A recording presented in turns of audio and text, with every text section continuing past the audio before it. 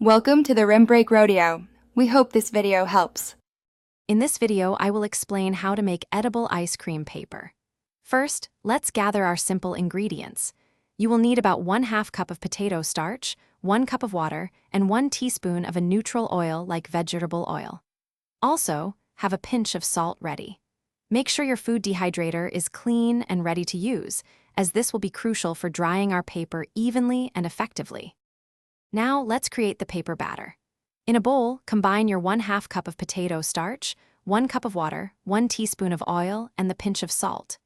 Whisk these ingredients thoroughly until the mixture is completely smooth, with no lumps remaining. For an even finer texture, strain the batter through a fine mesh sieve. Then, pour a very thin, even layer onto your prepared non-stick baking sheet or silicone mat, aiming for about 1 millimeter thickness. Next, it's time to dehydrate our paper. Carefully transfer your baking sheet to a food dehydrator set to a low temperature, around 100 degrees Fahrenheit.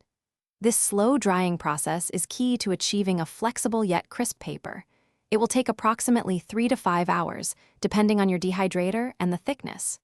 Once dry, the paper should be firm and easily peel off the mat. You can now brush on edible flavors or colors. Finally, let's finish our edible paper. Once completely dry and cool, gently peel the thin sheet from your nonstick surface. It should come off easily. Now, you can use clean scissors or a craft knife to cut the paper into various shapes, strips, or even small cones, perfect for garnishing ice cream.